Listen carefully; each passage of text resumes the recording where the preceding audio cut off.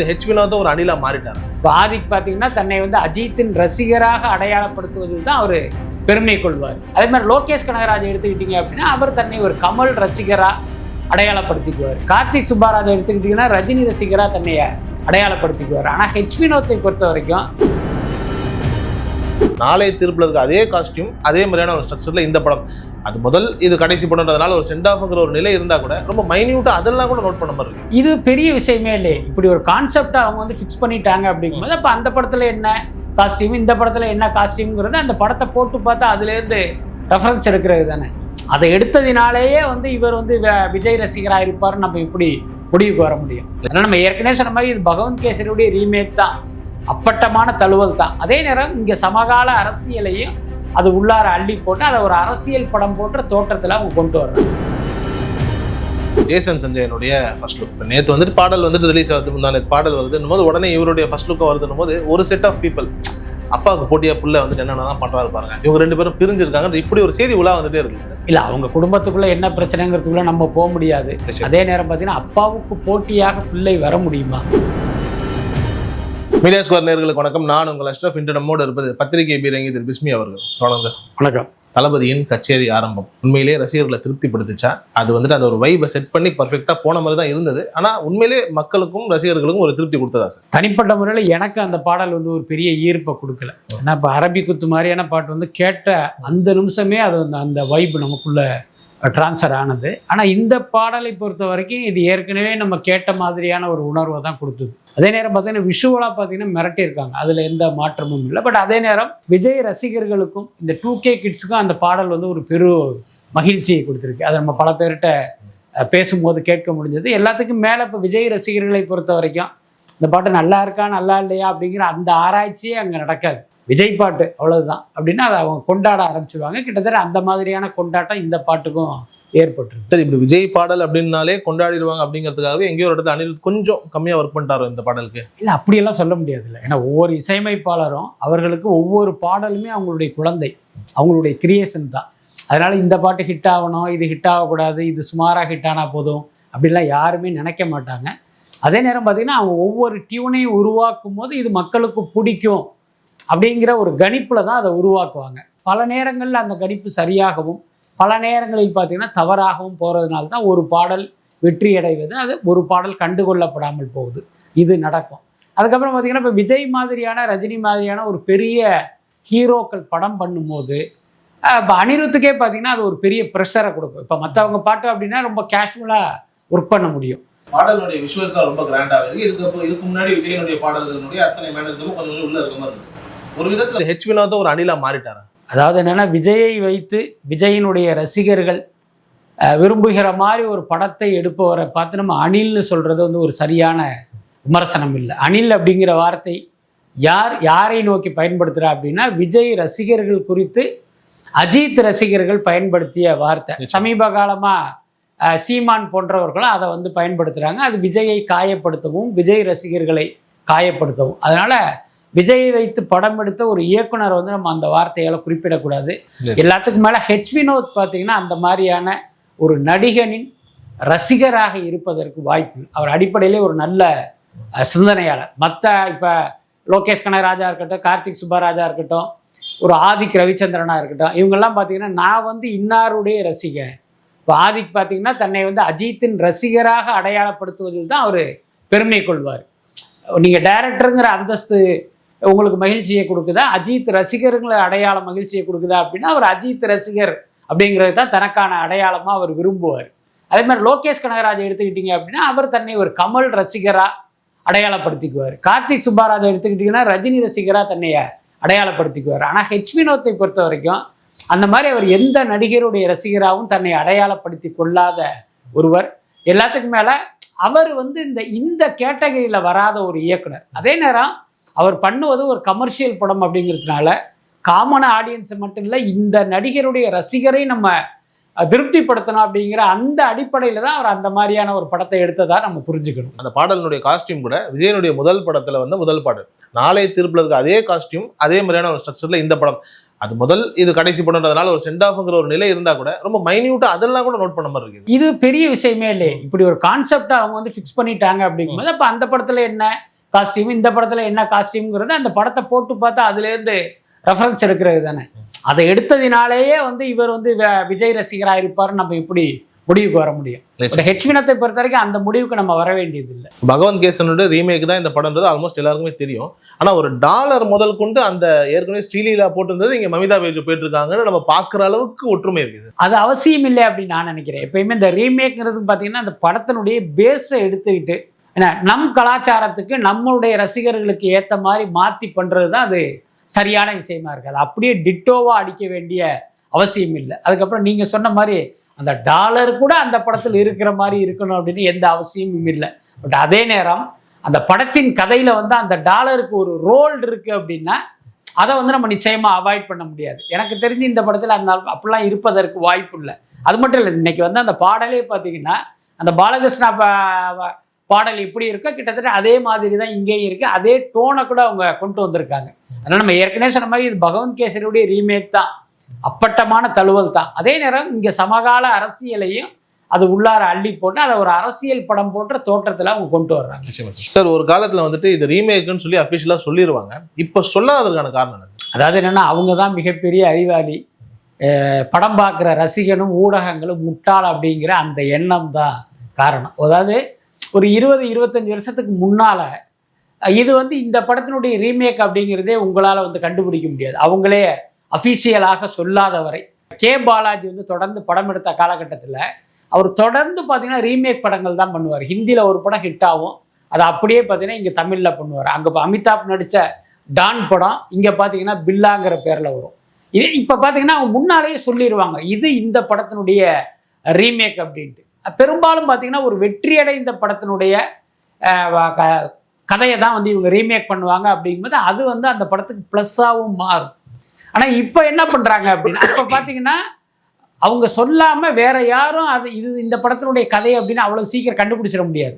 அந்த படத்தில் பணியாற்றுகிற யாராவது சொன்னால் ஒழிய இந்த செய்தியே வெளியில் வராது. ஆனாலும் தயாரிப்பாளர்களே அதை வந்து வெளிப்படையாக சொல்லுவாங்க. ஆனால் இப்போ பார்த்தீங்கன்னா இன்டர்நெட்டுன்னு ஒன்று வந்துருச்சு. உலகத்தில் நீங்கள் எங்கேயோ ஒரு மூலையில் இருக்கிற ஒரு படத்தில் இருந்து ஒரு காட்சியை நீங்கள் சுட்டாலுமே இங்கே கண்டுபிடிக்கிற அளவுக்கு இன்னைக்கு எங்கேயோ போயிட்டோம் டெக்னாலஜியில். அப்படி இருக்கும்போது இதையே இவங்க மறைக்கணும் அப்படிங்கிறது தெரியல. எல்லாத்துக்கும் மேலே இந்த படத்தை எடுத்துக்குவோம்.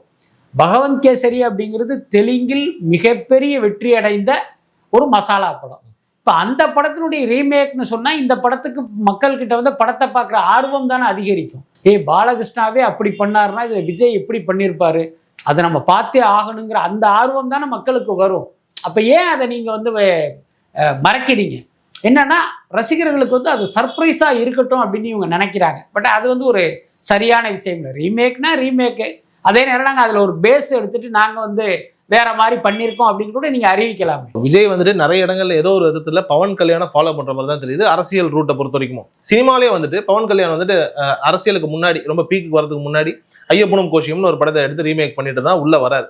அதே மாதிரி பர்ஃபெக்டாக கடைசி படம் விஜய்க்கு வந்துட்டு பகவந்த் கேசரியாவே இருக்கட்டும் ஒரு ரீமேக் படம்ன்ற இந்த ஒரு சிமிலாரிட்டி இருக்குல்ல சார், இது எப்படி பிளான்டா இல்லை விஜயை பொறுத்த வரைக்கும் அங்கேருந்து எடுத்துக்கிட்டோம் அப்படின்னா கொஞ்சம் சேஃபாக இருக்கலான்ற ஒரு மனநிலை? அதாவது வந்து விஜயை வந்து பவன் கல்யாணம் ஃபாலோ பண்ணுறாரு அப்படிங்கிறது வந்து ஒரு சரியான கருத்தாக எனக்கு தோணலை. அரசியலிலும் சரி சினிமாவிலும் சரி. அதாவது பார்த்தீங்கன்னா இவர் நடித்த படத்தை தான் அவர் நடிச்சிருக்காரு. இந்த குஷி வந்து இவர் நடித்து ஹிட்டான பிறகு அதை பவன் கல்யாணம் அங்கே வந்து ரீமேக் பண்ணி நடித்தார். அதனால் இவர் அவரை ஃபாலோ பண்ணுறதுக்கெலாம் வாய்ப்பு இல்லை. எல்லாத்துக்கும் மேலே அரசியல்னு எடுத்துக்கிட்டிங்கன்னா பவன் கல்யாணம் வந்து ஒரு மிகப்பெரிய சந்தர்ப்பவாதி.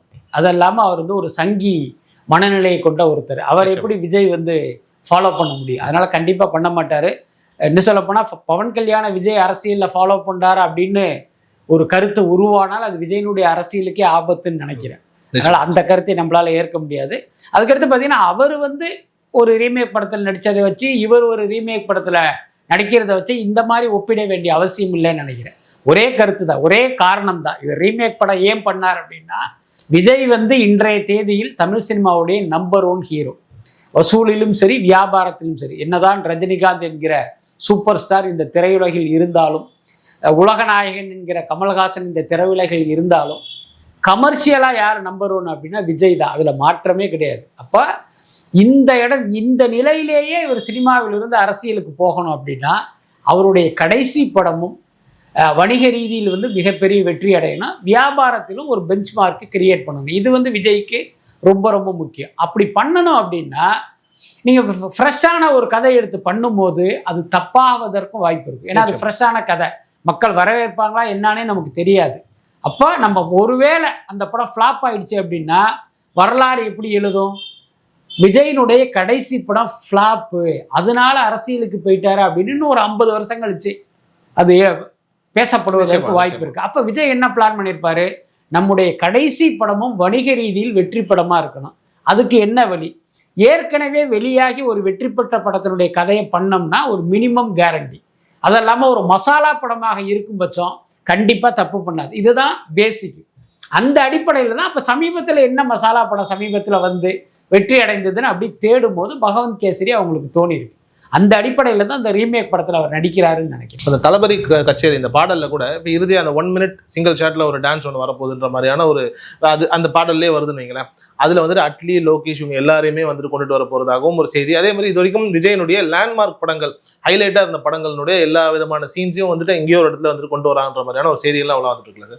உண்மைதானே? இல்லை, அது குறித்து எனக்கு எந்த தகவலும் இல்லை. பட் அதே நீங்கள் சொல்கிற மாதிரி அட்லி, லோகேஷ் கனகராஜா இந்த பாடலில் கொண்டு வருவதற்கான வாய்ப்பு குறைவு. ஏன்னா இது ஹெச் வினோத் படம். அவரை பொறுத்த வரைக்கும் விஜய் பேசப்படணும், அதுக்கடுத்து நாம் பேசப்படணும், அப்படி தானே அவர் ஆசைப்படுவார்.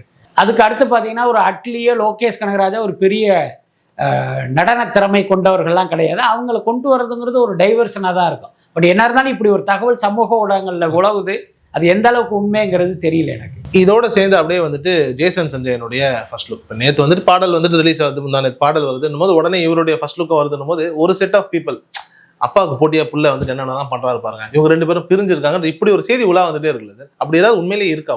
இல்ல, அவங்க குடும்பத்துக்குள்ள என்ன பிரச்சனைங்கிறதுக்குள்ள நம்ம போக முடியாது. அதே நேரம் பார்த்தீங்கன்னா அப்பாவுக்கு போட்டியாக பிள்ளை வர முடியுமா? நீங்களே யோசிச்சு பாருங்க. அதுக்கு அடுத்து சஞ்சயுடைய முதல் படம், விஜயனுடைய கடைசி படம், அவர் சினிமாவில் எவ்வளோ உயரத்தில் இருக்காரு அப்படிங்கிறது நம்ம எல்லாருக்கும். அவருக்கு போட்டியாவெல்லாம் கிடையாது. நம்ம ஏற்கனவே இது குறித்து கூட வலைப்பேச்சில் சொன்னோம். இந்த மாதம் அந்த ஜேசன் சஞ்சனியுடைய ஃபர்ஸ்ட் லுக் வரப்போகுது, படத்தினுடைய டைட்டிலோடு வரப்போகுது. அது ஒரு ஆங்கில தலைப்பு அப்படிங்கிற விஷயங்கள்லாம் நம்ம சொன்னோம். அதே நேரம் பார்த்தீங்கன்னா ஜனநாயகன் வந்ததுக்கு அப்புறம் விட்டா தான் நமக்கு ஒரு அட்டென்ஷன் கிடைக்குங்கிறதுனால அது வந்ததுக்கு அப்புறம் அவங்க விட்டுருக்காங்க. அது அப்படி தான் நம்ம புரிஞ்சுக்கணும். அதுக்கு போட்டியாக விட்டாங்க அப்படின்னு நம்ம எப்படி சொல்ல முடியும்? அது கிடையாது. அது மட்டும் இல்லை, படமே கிட்டத்தட்ட பார்த்தீங்கன்னா ஃபினிஷ் பண்ணிட்டாங்க. இந்த 8 நாள் பாடல் காட்சி மட்டும் எடுக்க வேண்டியிருந்தது. அதுக்கு முன்னால் எடுத்ததெல்லாம் பார்த்தீங்கன்னா எடிட் பண்ணி அது ஒரு வெர்ஷன் ரெடியாகவே இருக்குது. இந்த 8 நாள் ஷூட்டிங் முடிஞ்சிருச்சுன்னா அதை எடிட் பண்ணி அதை இன்சர்ட் பண்ணிடுவாங்க. ஆனாலும் இவங்க என்ன பண்ணுறாங்கன்னா ஜனநாயகனுக்கு பிறகு தான் நம்ம படத்தை ரிலீஸ் பண்ணணும் அப்படிங்கிற ஒரு முடிவோடு இருக்காங்க. என்ன அப்போ நீங்கள் யோசிச்சு பாருங்க, அந்த பாடலோடு தன்னுடைய படத்தினுடைய ஃபர்ஸ்ட் லுக்கை விட்டு அப்பாவோட மோதனும் சஞ்சய் நினச்சிருந்தா ஜனநாயகன் படத்தோடய நம்ம படமும் ரிலீஸ் ஆகட்டுன்னு அவர் நினச்சிருக்கலாமே. ஸோ அந்த மாதிரி நினைக்கலை. ஜனநாயகன் வந்த பிறகு அதே நேரம் ஒரு மார்ச் மாதம் மாதிரியான ஒரு மாதத்தில் ரிலீஸ் பண்ணலான்னு அவங்க முடிவு பண்ணியிருக்காங்கன்னா என்ன அர்த்தம்? ஸோ அப்படி ஒரு சிக்கல் இல்லாத போது இப்போ சுரேஷ் சந்திரா தான் இந்த படத்துக்கு பிஆரும். பொதுவாக வந்துட்டு ஜெகதீஷ் அவர்கள் வந்துட்டு சஞ்சயனுடைய படத்தை பொறுத்த வரைக்கும் பெருசாக எங்கேயும் பேசுன மாதிரி தெரியல.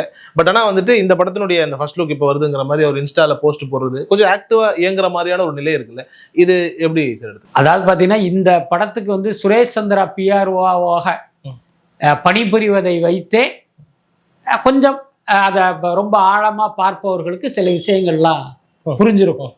புரியுதா? இந்த படத்தை பொறுத்த வரைக்கும் விஜய் தரப்பிலிருந்து யாருமே அதுக்குள்ளாரையே வரவே இல்லை. அவங்க பார்த்தீங்கன்னா ஒரு பார்வையாளராக ஒதுங்கி நிற்கிறாங்க, அவ்வளவுதான். விஜயை பொறுத்த வரைக்கும் பார்த்தீங்கன்னா தன் மகன் இயக்குறது அவருக்கு எந்த கஷ்டமும் கிடையாது. தன் மகன் இயக்குனராவது அவரை பொறுத்த வரைக்கும் ஒரு மகிழ்ச்சியான விஷயம் தானே.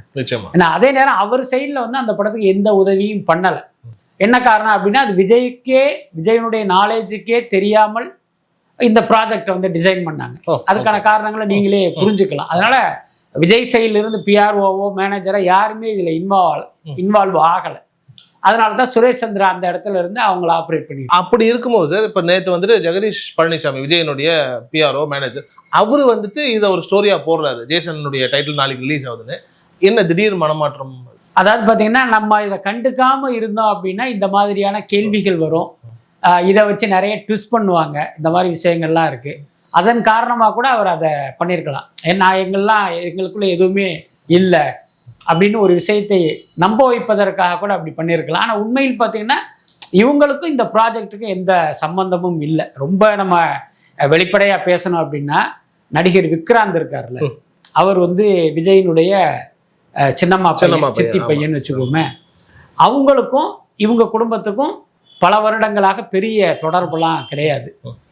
விக்ராந்துக்கு ஒரு அண்ணன் ஒருத்தர் இருப்பார், அவர் பேர் சஞ்சீவ். அவர் தான் இந்த ஜேசன் சஞ்சய்க்கு இன்னைக்கு ஆளினாலாக இருக்குது. அந்த ப்ராஜெக்டுக்கே அவர் தான் இபி. புரியுதா இல்லையா? இப்போ கொஞ்ச நாளாக பார்த்தீங்கன்னா இவங்க SC/SC சோபாவோட எல்லாம் ஒரு இதோட உறவோட தான் அவங்க இருக்காங்க. ஸோ இதை வச்சே சில விஷயங்களை நீங்கள் புரிஞ்சுக்குவீங்கன்னு நினைக்கிறேன். ரொம்ப நன்றி சொன்னார் தகவல். நன்றி.